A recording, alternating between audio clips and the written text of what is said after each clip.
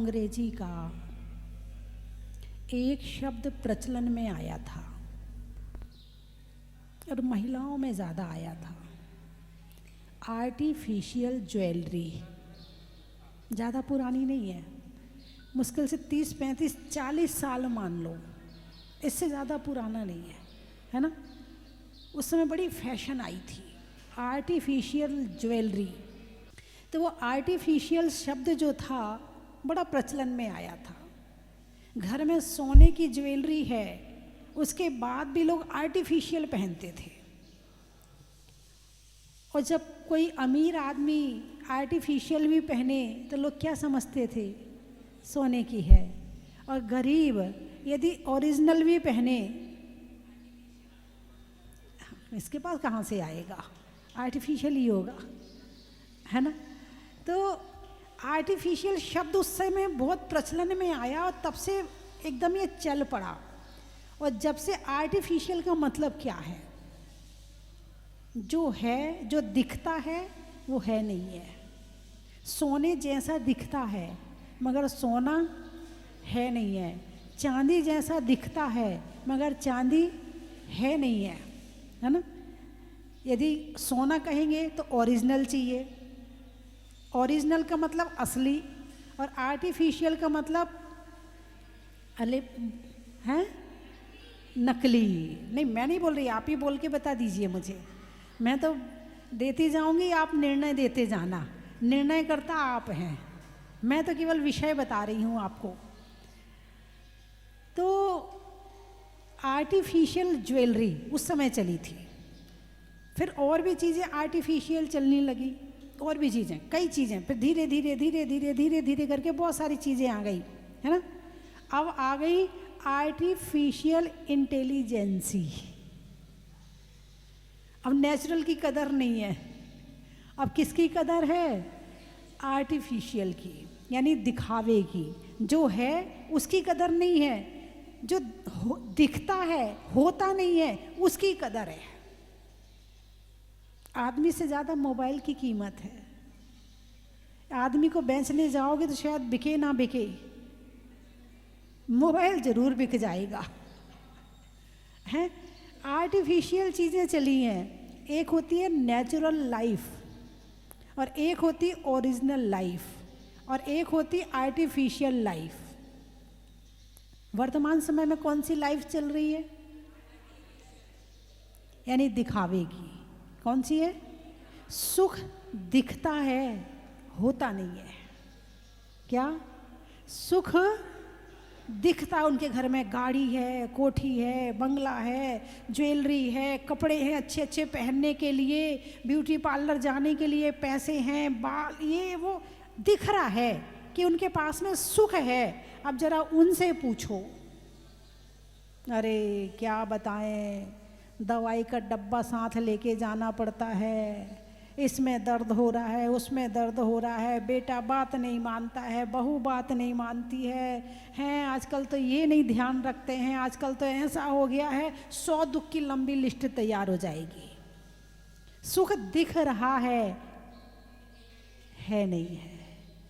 शादी में सज धज के दुल्हन बैठी है, बिल्कुल परी लग रही है। कैसी लग रही है, परी लग रही है। 5 घंटे 7 घंटे से ब्यूटी पार्लर में तैयार होके आई है, और टेंशन दिमाग में कितनी चल रही है कि सही मुस्कुराहट भी नहीं आ पा रही है। शादी का समय है, इधर उधर की बातें हो ही जाती हैं, चाहे दहेज से संबंधित हो, चाहे किसी और बात से संबंधित हो, चाहे लड़ाई झगड़े से संबंधित हो, चाहे मौसी के लड़के ने किया, चाहे बुआ के लड़के ने किया, चाहे फूफा ने किया, चाहे जीजा ने किया, कोई ना कोई एक आध पी के आ जाता है।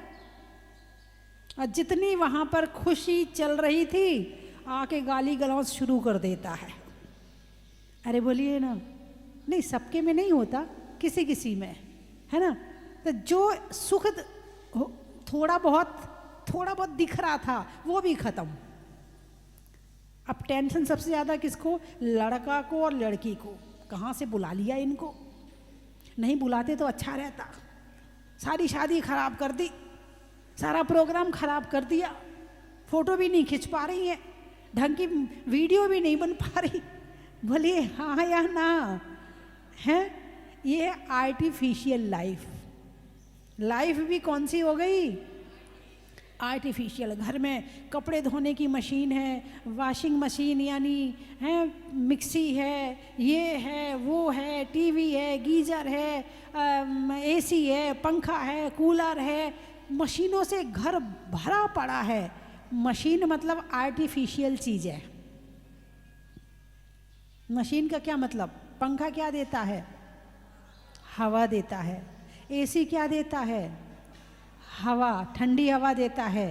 और अभी कौन सी हवा चल रही है? ठंडी हवा चल रही है। तो नेचुरल हवा और आर्टिफिशियल, दोनों में अंतर है कि नहीं है? आर्टिफिशियल हवा में बीमार होते हो कि नहीं होते हो? और नेचुरल तो नेचुरल है, हैं?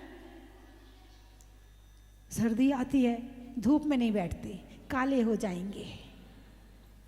क्या करें? ऐसा करते, वो हीटर चला लेते हैं।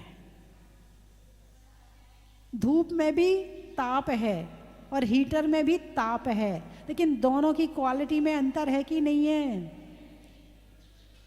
तो आर्टिफिशियल चीज़ों से घर भर गया है। ऐसे ही दिमाग आर्टिफिशियल हो गया है, ऐसे ही विचार आर्टिफिशियल हो गए हैं, ऐसे ही खाना आर्टिफिशियल हो गया है। खाना है, खाना दिखता है मगर है नहीं है। ये जो वर्तमान में चल रहे हैं ना चाइना के आइटम, चाइनीज हैं, फास्ट फूड, हाँ, लेकिन ये दिखते हैं कि खाना है मगर हर खाने के साथ बीमारी है। हर खाने के साथ जो भी रखा है उसके साथ लिख के भी रखना चाहिए कि इसके साथ ये बीमारी फ्री, ये बीमारी फ्री, ये बीमारी फ्री। नहीं, ऐसा नहीं कि आप मान जाओगे, आप तो मानने वाले नहीं हो। इसको कहते हैं व्यसन। जो गुटखा होता है, गुटखे की पुड़िया में एक तरफ बिच्छू बना होता है और उसमें लिखा भी होता है इससे कैंसर होता है। तो क्या लोगों ने खाना छोड़ दिया? थोड़ा ठीक करना। क्या लोगों ने खाना छोड़ दिया? नहीं छोड़ा ना। ऐसे आप भी नहीं छोड़ने वाले हो। फिर जब वो यहाँ कैंसर होता है ना, यहाँ फिर घर वाले टेंशन करते हैं, फिर बीमारी कराते फिरते, इलाज करवाते फिरते हो, इस डॉक्टर के पास जा, इस डॉक्टर के पास जा, इसके यहाँ जा, ऐसा कर, ऐसा कर। फिर लगता हाय मैंने क्यों खाया गुटखा। और कुछ तो ऐसे मिलेंगे कि बीमारी के बाद भी नहीं छोड़ेंगे। इसको कहते लत, इसको कहते व्यसन, है ना। क्या पहले के लोग भोजन नहीं करते थे? अरे बोलिए ना, करते थे। और आज के लोग भोजन करते हैं। अब मीठे के नाम पर क्या होता है? चॉकलेट। क्या होता है? चॉकलेट। पहले बूंदी होती थी, इमरती होती थी, बालूशाही होती थी, हलवा होता था, ये मीठा होता था। और अब बात समझ में आई कि नहीं आई? है यानी खाना पूरा चेंज हो गया है। और जितना भोजन चेंज हुआ है, जितने आर्टिफिशियल हुए हो, उतनी बीमारियां। पहले छोटे बच्चों में इतनी बीमारियां नहीं सुनी होंगी कि पैदा होते ही शुगर हो गई, पैदा होते ही बीपी हो गया, पैदा होते ही हार्ट में छेद हो गया, पैदा होते ही पता नहीं कितनी तरह की बीमारियां हैं आने लगी हैं, है ना। और अब ये बीमारियां कहाँ से आई हैं? कहाँ से आई हैं? भोजन से। कहाँ से आई हैं? भोजन से। तो भोजन कैसा होना चाहिए? नेचुरल होना चाहिए, नेचुरल चीज़ पर बना हुआ होना चाहिए। और भोजन भी नेचुरल होना चाहिए। सबसे अच्छी हमारे यहाँ क्या माना जाता? दाल रोटी खाओ, प्रभु के गुण गाओ। अब वो छोटा बच्चा कहता क्या है मम्मी, रोज़ रोज़ रोटी बना के रख देती हो, हमें नहीं खाना है। हाँ, रोज़ रोज़ रोटी। आज तो हम चाउमीन खाएंगे, आज तो हम मैगी खाएंगे, आज तो हम पता नहीं वो क्या क्या नाम ले लेके वो मोबाइल दिखाता रहता है, तुम खरीदते रहते हो और खाते रहते हो। बाजार तुम्हारी जेब में है और दिखाने का तरीका इतना अच्छा होता है इतना अच्छा होता है कि अच्छे से अच्छे आदमी का मन डिग जाए। दिखाने का तरीका इतना अच्छा होता है, और चीज़ें उसमें ऐसी डाली होती हैं जो तुम्हारे जीभ को पकड़ लेती हैं, और जीभ को पकड़ लेती है दोबारा मांगता और चाहिए। जैसे गुटखा है ना, एक दो चार बार खा लो, पहले तुम गुटखा खाते हो, फिर गुटखा तुम्हें खाता है। भाई पहले तुमने एक बार तुमने खाया, 2 बार खाया, 3 बार खाया, 4 बार खाया, 5 बार तुमने गुटखा खाया, 6वीं बार से खाना नहीं पड़ेगा। ये जीभ कहेगी लाओ गुटखा, लाओ, याद आ रही गुटखा देना, जरा तलब हो रही है, जरा सिगरेट देना, बीड़ी देना, शराब देना, ये सारी चीज़ें वही हैं। पहले तुम गुटखा खाते हो, फिर गुटखा तुम्हें खाता है। पहले तुम शराब पीते हो, फिर शराब तुम्हें पीती है। पहले तुम सिगरेट पीते हो, फिर सिगरेट तुम्हें पीना शुरू कर देती है, और जीवन पूरा खराब हो जाता है।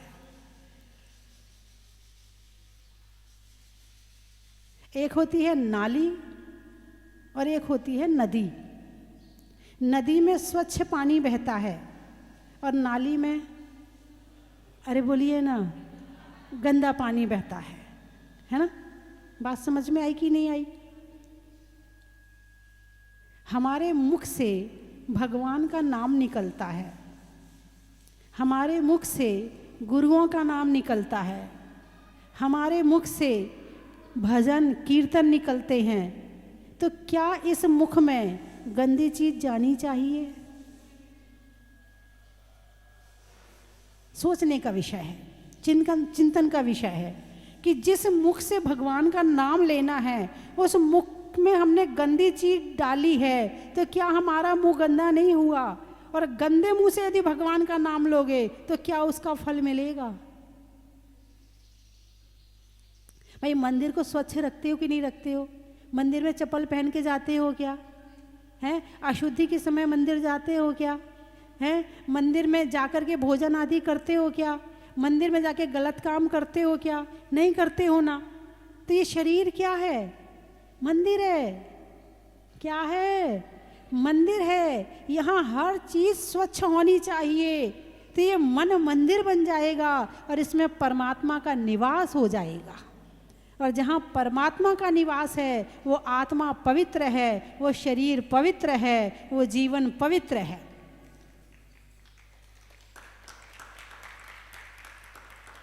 तो पहले के लोगों का जो खाना पीना था वो नेचुरल था। कैसा था? नेचुरल था।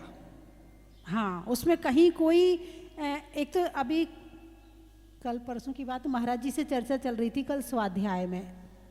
महाराज जी महाराष्ट्र कर्नाटक होके आए हैं। बोले वहाँ शादी होती है तो वहाँ केवल 4 चीज़ बनती है शादी में। कितनी चीज़? 4 चीज़। एक वो दलिया का हलवा यानी मीठा वाला हलवा, और एक नमकीन चावल, नमकीन चावल, नमकीन दलिया, नमकीन चावल, पूड़ी और सब्जी। शादी में केवल इस 4 चीज़ के अलावा 5वीं चीज़ नहीं होती है, चाहे कितना बड़ा आदमी क्यों ना हो। ये होती है नेचुरल, जो है सो है, जो ज़रूरत है बस उतना ही है, उससे ज़्यादा की ज़रूरत नहीं है। बोले वहाँ बड़े से बड़े पंचकल्याणक हो जाएं, बड़े से बड़ी चीज़ें हो जाएं, तो वहाँ पर ये सब चीज़ें नहीं होती हैं। और बोले वहाँ जाओ तो वहाँ पर तो आहार में क्या? ज्वार की रोटी, छाछ, मट्ठा और 1-2-4 सामान और ले लो, समझ लो, 1 सब्जी 2 सब्जी बस। घी खूब खिलाते हैं, घी में कमी नहीं रखते, घी खूब खिलाते हैं। और चावल तो वहाँ का प्रिय भोजन है, खूब घी डाल डाल के चावल खिलाते हैं, बिल्कुल नेचुरल भोजन है। और आज यहाँ चौका लगाओ तो सामान आदमी तो कहेगा मैं चौका लगा ही नहीं सकता भाई, काजू भी चाहिए, किशमिश भी चाहिए, बादाम भी चाहिए। महाराज माता जी खाएं ना खाएं वो बात की बात है, लेकिन दिखाने को तो चाहिए। और जब लोग आहार देखने आएंगे तो लोग क्या कहेंगे? इनने काजू भी नहीं रखे, किशमिश भी, बादाम भी नहीं, मुनक्का कुछ नहीं रखा इन्होंने। है राजस्थान, मध्य प्रदेश, यूपी सबसे ज़्यादा इन 3 जगह में परिवर्तन आया है। सबसे ज़्यादा दिखावा यहीं आया है। और जितना दिखावा उतना दुख। चर्चा अपनी ऐषणा समिति पर चल रही है कि आहार कैसा होना चाहिए और क्यों लेना चाहिए और किसके घर में लेना चाहिए। इन लाइनों पर 6 ढाला की लाइनें चल रही हैं और इस पर चर्चा चल रही है। 46 दोष बिना सुकुल श्रावक तने घर असन को। 46 दोषों से रहित सुकुल श्रावक के यहाँ भोजन यानी आहार लेना चाहिए। क्यों लेना चाहिए? ले तप बढ़ावन, तप को बढ़ाने के लिए। ले तप बढ़ावन हेतु नहीं तन पोसते, तन के पोषण के लिए नहीं, तजी रसन को और रसों का त्याग करके लेते हैं। भोजन क्यों करना चाहिए? भोजन क्यों करना चाहिए? तप को बढ़ाने के लिए। किस लिए करना चाहिए? तप को बढ़ाने के लिए। अब भोजन ही दिखावा बन गया। खाने वाला तो इतनी सी मिठाई खा रहा, इतनी सी। क्यों खा रहा? डाइटिंग पर हूँ ना आजकल पाउडर खा रहे हैं, आजकल भोजन कम खाते हैं। अरे बोलिए ना, पाउडर ज़्यादा खाते हैं, है ना? क्यों? अरे वो बस थोड़ा वजन बढ़ रहा है, थोड़ा 5 किलो कम करना है, 4 किलो कम करना है। कितना संयम है आपके अंदर। आपने डाइटिंग वजन को कम करने मिठाई छोड़ दी, आपने वजन को कम करने के लिए तले पदार्थ छोड़ दिए, है ना? कितना संयम है आपके अंदर। लेकिन यहाँ जो छोड़ रहे तजी रसन को, यहाँ क्यों छोड़ रहे हैं? यहाँ छोड़ रहे हैं तपस्या करने के लिए। किस लिए छोड़ रहे हैं? आपको छोड़ना है। मेरा 4 दिन तला नहीं खाऊंगी, 4 दिन का नियम है। मैं 1 दिन सप्ताह में मीठा नहीं खाऊंगी, मैं सप्ताह में 1 दिन घी नहीं खाऊंगी, मैं सप्ताह में 1 दिन तेल नहीं खाऊंगी, मैं सप्ताह में 1 दिन दही नहीं खाऊंगी। ऐसे नियम लो ना। मैं सप्ताह में 1 दिन उपवास करूंगी, अष्टमी चतुर्दशी एकासन करूंगी अथवा उपवास करूंगी। धर्म को लक्ष्य बना के करो ना, डाइटिंग करने की जरूरत ही नहीं पड़ेगी। जो धर्म को लक्ष्य नहीं बनाता है उसको डाइटिंग की जरूरत पड़ती है। पैदल चलते नहीं है, किसी के पाँव में तेल लगाते नहीं है, कपड़े धोते नहीं है, कपड़े निचोड़ते नहीं है। अब वजन नहीं बढ़ेगा तो क्या होएगा? पहले की महिलाएं मोटी नहीं होती थी, और मैं तो पर्सनालिटी से पता लगा लेती लोग कहाँ से आ रहे हैं। हाँ, 100 में से 70% 80% बिल्कुल सही निकलता कि ये कहाँ का है, उसके स्ट्रक्चर से, कि कौन के कहाँ के लोग कितनी मेहनत करते हैं और क्या खाते हैं। ये एमपी का है कि यूपी का है कि दिल्ली का है कि हरियाणा का है कि महाराष्ट्र का है कि कर्नाटक का है, देख के पता चल जाता कि कहाँ का है। जहाँ के लोग मेहनत करते हैं वज़न कम रहता है, और जहाँ के मेहनत कम करते हैं, मतलब कम करते हैं और खाते ज़्यादा हैं, आते पूरी पूरी फैमिली।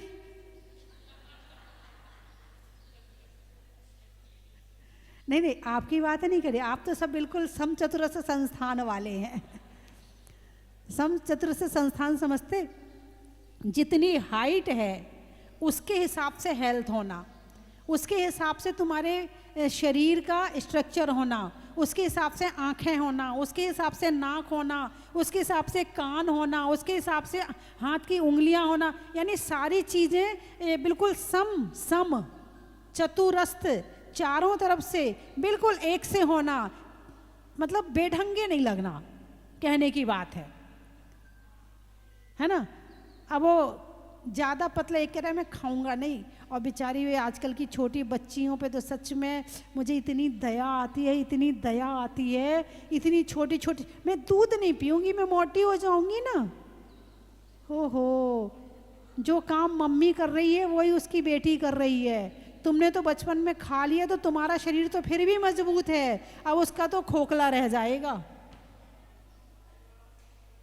उसका तो शरीर, क्योंकि बचपन होता खाने के लिए, जवानी होती खाने के लिए, खा के शरीर भरता है, फिर वो शरीर पूरी जिंदगी काम आता है। अब जिसने बचपन में डाइटिंग शुरू कर दी है, अब ये विचार करो कि वो बड़े होके क्या करेगा, ना खा पाएगा, उसका पेट ही कमजोर हो जाएगा। तो भोजन का एक सिस्टम है, प्राकृतिक रूप से भोजन कैसा करना चाहिए, इस बात का ज्ञान होना बहुत जरूरी है, बहुत जरूरी है। और जिसको ज्ञान नहीं है वो कहीं ना कहीं बीमारी की चपेट पे आ जाता है, या ज़्यादा खा के आ जाता है या ज़्यादा कम खा के आता है, क्योंकि शरीर में कहीं कैल्शियम की कमी हो, क्योंकि डाइटिंग ज़्यादा कर ली, कहीं कैल्शियम की कमी हो गई, कहीं विटामिन की कमी हो गई, कहीं किसी चीज़ की कमी हो गई, नमक की कमी हो गई, शुगर की कमी, कुछ ना कुछ कमी आ जाएगी। और क्या होगा, और फिर वो बीमारी, फिर गोलियां खाओ, फिर दवाइयों के ऐड आते हैं, यदि ऐसा लग रहा है तो ये दवाई खा लो, ऐसा लग रहा है तो ये दवाई खा लो, ऐसा लग रहा है तो ये दवाई खा लो। फिर गोलियों के ऐड आते, फिर तुम उनको देख देख के वो खाते हो, सारी जिंदगी डॉक्टरों के चक्कर लगाते रहो, है ना। तो भोजन एक विज्ञान है। भोजन क्या है, एक विज्ञान है। दाता के 7 गुण बताए हैं, जो साधु संत को आहार देते हैं उसके 7 गुण बताए हैं। यदि तुम्हारे अंदर में ये 7 गुण हैं तो तुम साधु को अच्छे से आहार करवा पाओगे, और तुम्हारे अंदर ये 7 गुण नहीं हैं तो तुम साधु को आहार भी अच्छे से नहीं करवा पाओगे। सबसे पहला गुण है विज्ञान। कौन सा गुण है, विज्ञान। विज्ञान जानते हो, ज्ञान के आगे वी लगा दिया, विशेष ज्ञान, विशेष का वी ले लिया और ज्ञान को के आगे लगा दिया, इसको कह दिया विज्ञान। जिसको विशेष ज्ञान है भोजन का, गृह विज्ञान, एक स्कूल में चलता है ना, अब नहीं पढ़ता कोई, अब सबको पैसा कमाना है, बस सबको पैसा कमाना है, तो सब कोई सीए बन रहा है, कोई इंजीनियर बन रहा है, कोई डॉक्टर बन रहा है, बस अब गृह विज्ञान का क्या करना, बाजार में आ तो रहा है खाना, मंगा के खा लेंगे। हाँ, आजकल की लड़कियां तो जो लड़कियां घर के काम करती ना, अरे ये तो बेकार है, सारे दिन रसोई में घुसी रहती है, ये भी कोई लड़की है जिसको खाना बना, अरे मेरी बेटी ने तो पढ़ाई के अलावा कुछ नहीं किया है, वो तो वो खाना बनाना भी नहीं जानती है। क्या बढ़िया बेटी है, मॉडर्न है मॉडर्न। जबकि महिलाओं का, नारी का सबसे अच्छा गुण है पाक शास्त्र में होशियार होना। और घर में, जिसके घर में नारी होशियार होती है, आलसी नहीं होती है, उदार होती है, शुभ मन वाली होती है, ऐसे घर में चौका लगता है। चौका कहाँ लगता है, जिस घर में आलसी ना हो। आजकल की नारियां बहुत आलसी आ रही हैं, मोबाइल लेके बैठी रहती, कौन करे, हम वही मंदिर में लगा लेना चौका, हम वहीं आ जाएंगे। अरे बोलिए ना, घर में चौका नहीं लगाना चाहती हैं, फिर घर में परेशानियां आती हैं तो फिर दुखी होती हैं। परेशानी का कारण क्या है, जिस घर में से धर्म का रास्ता बंद हो गया, दरवाजा बंद कर दिया धर्म का, वहाँ परेशानियां आनी शुरू हो जाती हैं। तो घर में धर्म होना बहुत ज़रूरी है। और धर्म की शुरुआत कहाँ से होती है, बोलिए ना, कहाँ से होती है, घर की शुरुआत कहाँ से होती है, धर्म की शुरुआत कहाँ से होती है, मंदिर से। कहाँ से होती है, रोज मंदिर जाना चाहिए, यहीं से होती है ना। अरे बोलिए ना, जोर से बोलिए, गलत।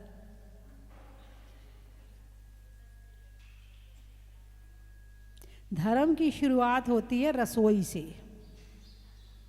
जिसकी रसोई में धर्म है उसके मन में धर्म है, उसके जीवन में धर्म है, और उसका मंदिर का धर्म पल जाएगा। और जिसकी रसोई में धर्म नहीं है, चाहे अष्टमी हो, चतुर्दशी, रात को खा रहे आलू प्याज खा रहे, बाजार का मंगा के खा रहे, चाहे 10 लक्षण चल रहे हो, चाहे अष्टानी का चल रहे हो, कोई विवेक नहीं है। दिन में खा रहे, रात में खा रहे, कोई विवेक नहीं है। जैसे पशु पक्षियों को खाने का विवेक नहीं होता है, ऐसे मनुष्यों को भी यदि खाने का विवेक नहीं है तो पशुओं में और मनुष्यों में।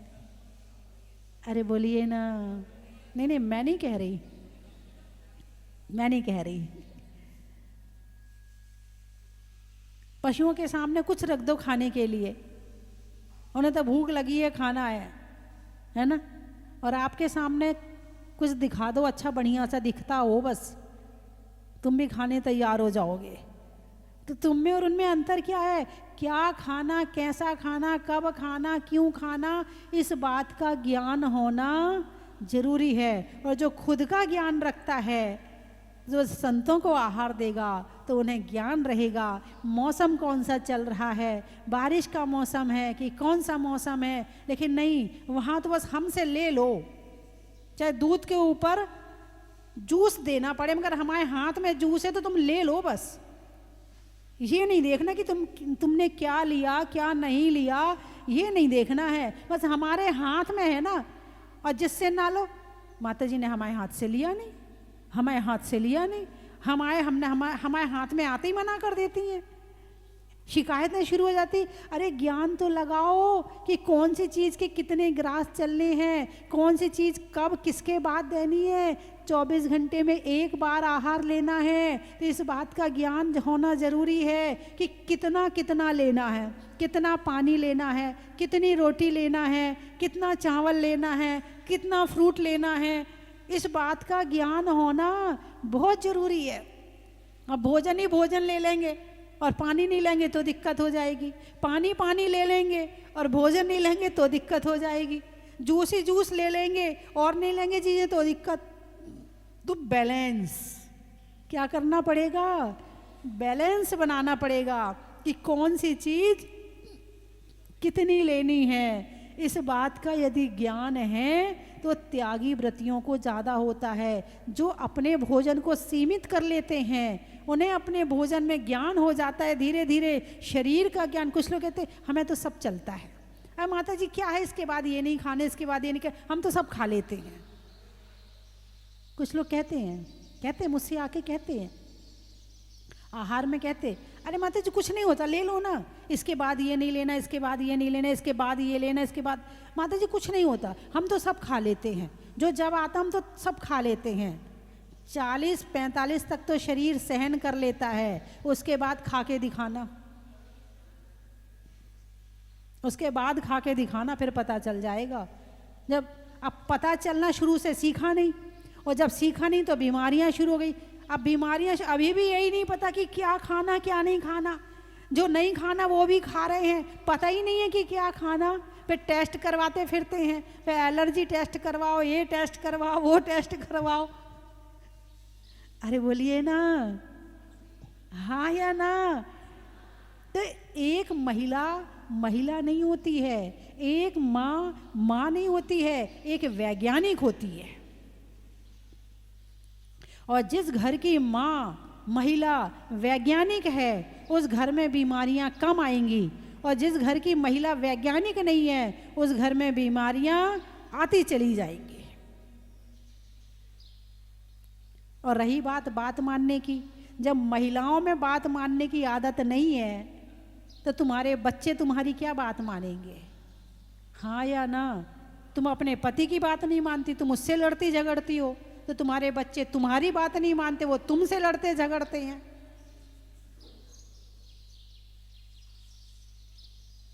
अरे बोलिए ना, हैं? आज्ञा मान के मत मानो, लेकिन ये तो कहो चलो तुमने कहा तो मैं मान लेती हूँ। जब तुम अपने पति को जवाब देती हो तो तुम्हारा बच्चा तुम्हें जवाब देता है, और तुम कहोगे नहीं बेटा तेरे पापा हैं, ऐसा मत बोलना, पापा को ऐसा नहीं कहते, पापा कहेंगे वो तेरी मम्मी है, मम्मी को ऐसे मत बोलना। दोनों यदि पति पत्नी एक दूसरे का सम्मान करेंगे, जवाब नहीं देंगे, लड़ेंगे झगड़ेंगे नहीं, तो बच्चे को क्या सिखाएंगे? बेटा मम्मी को जवाब नहीं देना, तेरी मम्मी तेरे लिए देख कितना करती है। मम्मी क्या कहेगी? देख बेटा तेरे पापा तेरे लिए कितनी मेहनत करते हैं, पापा को ऐसे नहीं कहना। लेकिन जब आपस में झगड़ेंगे, जब मम्मी को ऐसा कह के आ, वो कहेगा जब पापा को ऐसी गाली दे के आ, वो कहेगा जा मम्मी के बाल खींच के आ। तुमने बच्चे को बिगाड़ दिया अपने अभिमान के चक्कर में। तो बात मानने की आदत घर से शुरू होती है, और जिसको घर में बात मानने की आदत होगी वो बाहर भी बात मानेगा, और जहाँ मंदिर में डिसिप्लिन होगा वहाँ का वातावरण अपने आप अच्छा हो जाएगा। तुम्हारे घर का वातावरण अच्छा होगा, तुम्हारे परिवार का वातावरण अच्छा होगा है। और तुमने जब घर में अपनी अपनी चलाई तो सब अपनी अपनी चलाएंगे। फिर जब घर के एक तो मुखिया बनाना पड़ेगा। तुम्हारे शरीर में कितने मुंह हैं? अरे बोलिए ना, एक है ना, और दो हो जाएं तो? अरे बोलिए ना, ये मुंह कहेगा मुझे मिठाई दे, वो कहेगा नहीं मुझे मिठाई दे, दोनों में झगड़ा शुरू हो जाएगा। तो मुखिया, घर का मुखिया एक होता है। एक, जिसके घर में एक मुखिया है उसके घर में शांति भी है, अनुशासन भी है, और उसके घर में कलेश भी नहीं है। और जो घर में हर कोई मुखिया बनने तैयार है, मेरी चले मेरी चले मेरी चले, उसके घर में कलेश है, अशांति है और दुख है। सबके मुंह हो गए। घर में एक ही मुंह चलना चाहिए।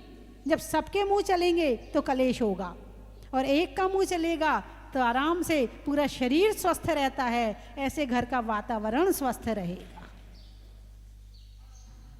बात समझ में आ गई? अरे बोलिए ना। चलो, बड़े अच्छे लोग आए हैं, समाप्त करूं फिर समझ में आ गई तो? क्या हुआ? क्या हुआ?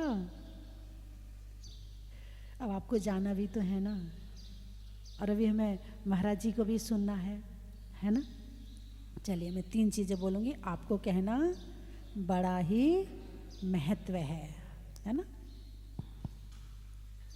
हवा के रुख का, हवा के रुख का,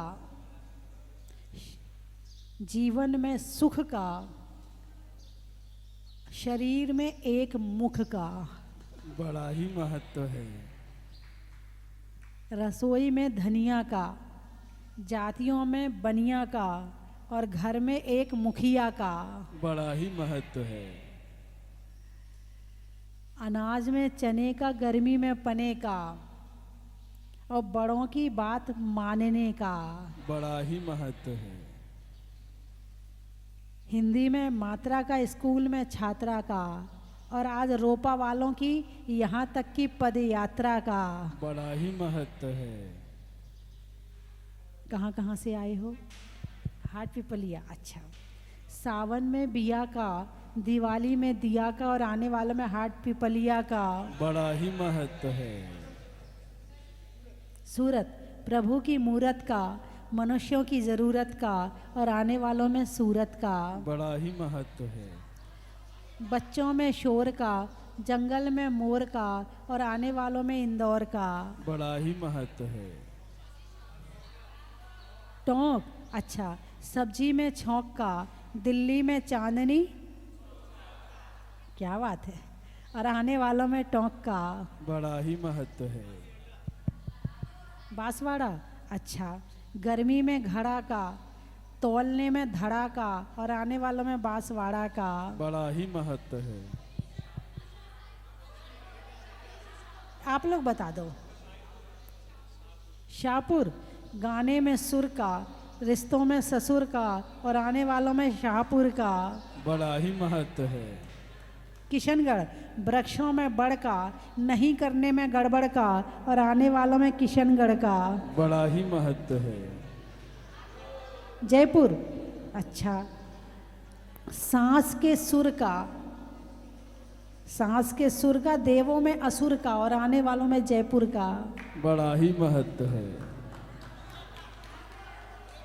एटा, माँ के बेटा का, माँ के बेटा का, और बच्चों में टाटा का, और आने वालों में एटा का बड़ा ही विदिशा, महत्व है। सोने के लिए निशा का, मिलने में अच्छी दिशा का, और आने वालों में विदिशा का बड़ा ही महत्व है। जबलपुर, अच्छा, पशुओं में खुर का, गाने में सुर का, और आने वालों में जबलपुर का बड़ा ही महत्व है। नागौर, देखने में गौर का, होने में सुबह सुबह भोर का, और आने वालों में नागौर का बड़ा ही महत्व है। ठीक कर भाई इसको। फरीदाबाद, खेत में खाद का, भोजन में सलाद का, और आने वालों में फरीदाबाद का बड़ा ही महत्व है।